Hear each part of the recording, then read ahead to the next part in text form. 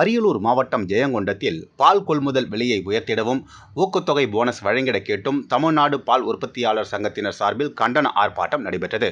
ஆர்ப்பாட்டத்தில் பாலுக்கான கொள்முதல் விலையினை லிட்டர் ஒன்றுக்கு 10 ரூபாய் உயர்த்தி பசும்பால் ரூபாய் 45 எனவும், எருமைப்பால் லிட்டருக்கு 54 எனவும் நிர்ணயம் செய்ய வேண்டும் எனவும், பாலுக்கான ஊக்கத்தொகையை இதர மாநிலங்களில் வழங்குவது போல் லிட்டர் ஒன்றுக்கு 5 ரூபாய் வழங்கிட வேண்டும் எனவும், தமிழகத்தில் ஆவினுக்கு சொந்தமான தீவன ஆலைகளை முழுமையாக இயக்கி 50% மானிய விலையில் மாட்டு தீவனத்தை பால் உற்பத்தியாளர்களுக்கு வழங்கிட வேண்டும் எனவும், வேளாண் விளைபொருட்களுக்கு விலை அறிவிப்பதை போல் ஒவ்வொரு ஆண்டும் பாலுக்கு விலையை அறிவிக்க வேண்டும் என்பன உள்ளிட்ட பல்வேறு கோரிக்கைகளை வலியுறுத்தி கண்டன கோஷங்களை எழுப்பியவாறு ஆர்ப்பாட்டத்தில் ஈடுபட்டார்கள்.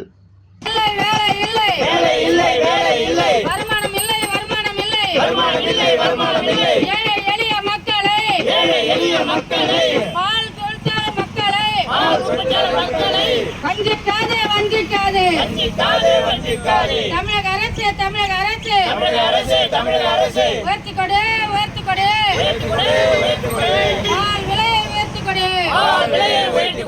ஆர்ப்பாட்டம் இது ஆர்ப்பாட்டம் பால் உற்பத்தியாளர் சங்கம் ஆர்ப்பாட்டம்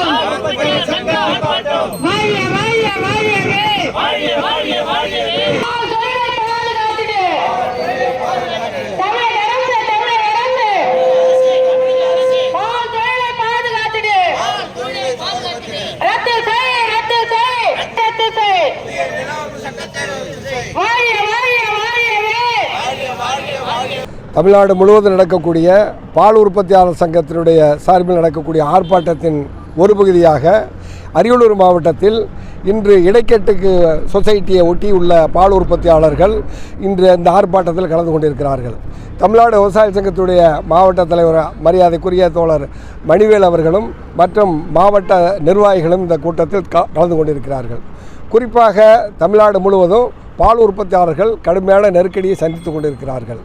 தமிழகத்தில் சுமார் 9000 ஆரம்ப பால் உற்பத்தியாளர் கூட்டுறவு சங்கங்கள் இருக்கிறது. இதன் மூலமாக 30 to 35 லட்சம் வரையிலும் ஒவ்வொரு நாளும் பால் கொள்முதல் செய்யப்படுகிறது. ஆனால் மொத்த உற்பத்தி தமிழ்நாடு முழுவதும் ஒரு நாளைக்கு 2 கோடி லிட்டர். அதில் ஒரு 10 to 15% கூட ஆகலை இவங்க ஆவின் நிர்வாகம் கொள்முதல் செய்கிறது. ஆக இந்த போராட்டத்தின் வாயிலாக நாங்கள் என்ன சொல்கிறோம்னு சொன்னால், ஆவின் நிர்வாகம் பால் கொள்முதலை 1 கோடி லிட்டராக உயர்த்த வேண்டும் ஒரு நாளைக்கு. இப்பொழுது 35 லட்சம் லிட்டர் என்று சொல்கிறார்கள். அதை 1 கோடி லிட்டராக உற்பத்தியை கூடுதலாக்க வேண்டும். முதல் கட்டமாக 50 லட்சமாக உயர்த்துவதற்கான கட்டுமானத்தை உருவாக்க வேண்டும் என்று கேட்டுக்கொள்கிறோம். ஏன் நாங்கள் சொல்கிறோம் என்றால், தனியாரை நம்பி பால் உற்பத்தி விற்பனை இருந்தால் அவர்கள் எந்த நேரத்தில் விலையை குறைப்பார்கள் என்று சொல்ல முடியாது. அவர்களுக்கு எந்த உத்தரவாதமும் இல்லை. ஆகவே தான் ஆவின் நிர்வாகம் கொள்முதலை அதிகப்படுத்த வேண்டும், விரிவுபடுத்த வேண்டும். அருகாமையில் உள்ள கர்நாடக மாநிலத்தில் ஒரு மொத்த உற்பத்தி ஒரு நாளைக்கு 1 கோடி லிட்டர். ஆனால் 50 லட்சம் லிட்டரை அந்த மாநிலத்தில் நம்ம மாநிலத்தில் இருக்கிறது மாதிரி ஆவின் இருக்கிறது மாதிரி அங்கே நந்தினி என்ற கூட்டமைப்பு அவங்க கொள்முதல் செய்கிறாங்க. 1 கோடி லிட்டரில் 50 லட்சம் லிட்டர் கொள்முதல் பண்ணுறாங்க. அதே போல் அருகாமையில் உள்ள ஆந்திராவிலோ உத்தரப்பிரதேசத்திலோ மகாராஷ்டிராவிலோ அல்லது குஜராத்திலோ அதுபோல தான் 40% 50% மேல் மொத்த உற்பத்தியில் கொள்முதலே கூட்டமைப்பு பண்ணுகிறது. தமிழகத்தில் தான் தமிழக ஆட்சியாளர்கள் தனியார் பால் மொத்த வியாபாரிகளோட மறைமுகமாக ஒரு அண்டர்ஸ்டாண்டிங் கூட்டு வைத்துக்கொண்டு ஆவின் கொள்முதலை குறைக்கிறார்கள், ஆவின் கொள்முதலை அதிகப்படுத்த மறுக்கிறார்கள். அப்போ ஆவினுக்கு கொள்முதல் அதிகமாகணும்னா ஒன்று அவங்களுக்கு விலை உயர்வு கிடைக்கணும், கொள்முதல் விலை உயர்வு கிடைக்கணும்.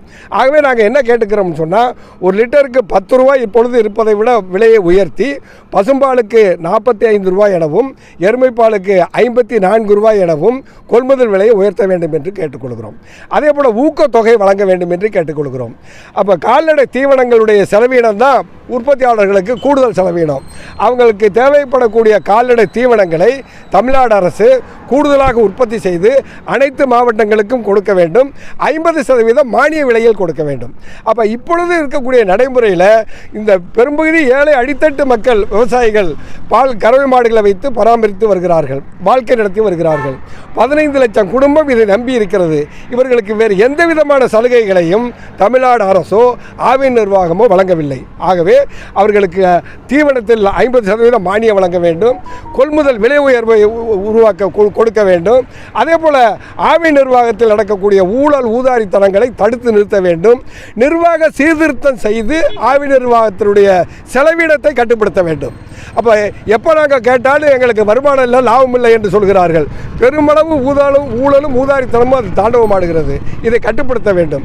ஆகவே இந்த கோரிக்கையில் வைத்து தான் தமிழ்நாடு அரசின் கவனத்திற்கு கொண்டு வரக்கூடிய வகையில் இந்த கால்நடைகளோட கறவை மாடுகளோட ஆர்ப்பாட்டத்தை நடத்துகிறோம்.